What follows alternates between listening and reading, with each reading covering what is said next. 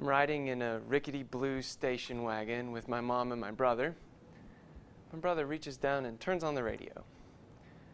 And as soon as I hear her voice, I can picture the frazzled hair and the metallic gold shiny sequin jumpsuit as I hear the lyrics, "What's love got to do with it?" Well, you can thank me this afternoon when that song is still stuck in your head. And of course it's Tina Turner, so we all sang along, and as the song comes to a close, my mom turns down the radio and she seizes the teaching moment. She says, "You know what, boys? Tina Turner's wrong. Love has everything to do with it." I didn't quite know what she meant then, but it stuck with me because I think there's a biblical truth there. Love has everything to do with it. And that's what Jesus is saying in Mark 12, verses 28 through 34. So if you want to turn there, I'll set up the context. Mark 12, 28. Jesus has entered Jerusalem, his triumphal entry, and now he is in the temple, being pounded by the religious leaders. Challenge after challenge. And that's where we pick it up.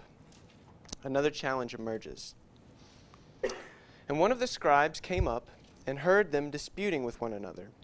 And seeing that he answered them well, asked him, "Which commandment is the most important of all?" Jesus answered, "The most important is, 'Hear, O Israel, the Lord our God, the Lord is one. And you shall love the Lord your God with all your heart, and with all your soul, and with all your mind, and with all your strength.' The second is this, you shall love your neighbor as yourself. There is no other commandment greater than these." And the scribe said to him, "You're right, teacher. You have truly said that he is one, and there is no other besides him, and to love him with all the heart, and with all the understanding, and with all the strength, and to love one's neighbor as oneself, is much more than all whole burnt offerings and sacrifices." And when Jesus saw that he answered wisely, he said to him, "You are not far from the kingdom of God." And after that, no one dared to ask him any more questions. Love has everything to do with it, because Jesus says the kingdom of God is all about loving God with your whole self and loving your neighbor as yourself. So I'd like to spend some time unpacking that. First, loving God with your whole self, then loving your neighbor as yourself, and then see how that all ties together with the kingdom. So first, loving God with your whole self. Well, before we can dive in, we need a working definition of love. Love is not just emotion. Don't get me wrong, it includes emotion, but it's so much more than what this culture says about crushes and the way Disney paints everything up. This is a love that's rooted so deep in who we are that you can see it in our actions. This is a love that is seen in behaviors. When this love happens, you can put your finger on it and say, that's love. Well, with that being said, let's turn and see where Jesus gets this quotation from. "Hear, O Israel." This is the Shema from Deuteronomy 6, 4, and verses following. And what the Shema teaches us is that God is one. That's the very first thing that we hear. This is the monotheistic root of what it means to be a Jew. And therefore, it's only out of this foundation of God's oneness, his otherness, his uniqueness, that we can even begin to understand what love is.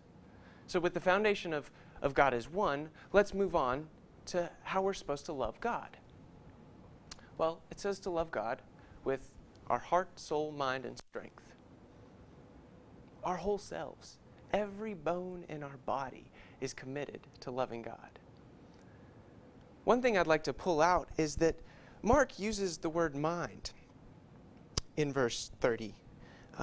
And that's not originally in the Shema. I think that's good news for us here at seminary, because that means that when we're reading page after page after page, it can be done in love.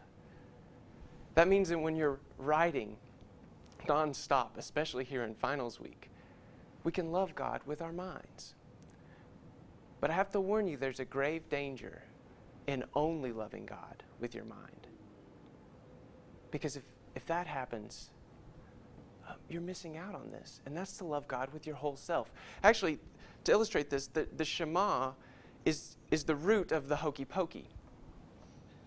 Okay, not really, but think about it. Think of the different verses. Here at seminary, we have a tendency to put our head in and just love God with our heads. The hokey pokey concludes with, put your whole self in. That's what we're called to do, to put our whole selves in, to love God with our whole selves.